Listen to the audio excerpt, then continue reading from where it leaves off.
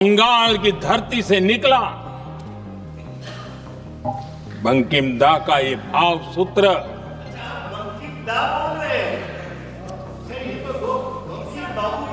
बंकिम बाबू बोले। अच्छा, thank you thank you thank you thank you thank you आपकी भावनाओं के लिए मैं आदर करता हूं। সংসদের শীতকালীন অধিবেশনে প্রধানমন্ত্রী নরেন্দ্র মোদীর একটি মন্তব্যকে ঘিরে তীব্র বিতর্কের সৃষ্টি হয়েছে। বন্দে মাতরম নিয়ে আলোচনা করার সময় প্রধানমন্ত্রী একাধিকবার ঋষি বঙ্কিমচন্দ্র চট্টোপাধ্যায়কে বঙ্কিম দা বলে সম্বোধন করেন। রাজনৈতিক বিশ্লেষক ও বক্তারা এই ঘরোয়া সম্বোধনকে বাঙালি সংস্কৃতি ও ঐতিহ্যের চরম অসম্মান বলে তীব্র সমালোচনা করেছেন। তাদের দাবি, যিনি আনন্দমঠের রচয়িতা এবং যিনি জাতীয় গান বন্দে মাতরমের স্রষ্টা, তাকে এমন আনুষ্ঠানিকভাবে ডাকা উচিত হয়নি। বক্তারা এই ঘটনাকে বিদ্যাসাগরের মূর্তি ভাঙা বা রামমোহন রায়ের অপমানের সঙ্গেও তুলনা করেছেন।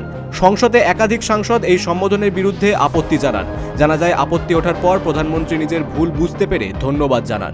কিন্তু সমালোচকেরা মনে করছেন, প্রধানমন্ত্রীর এই ভুল সম্বোধন পার্লামেন্টের রেকর্ডে থেকে যাওয়া বাঙালির মনীষীদের প্রতি অসম্মানের বার্তাই বহন করছে।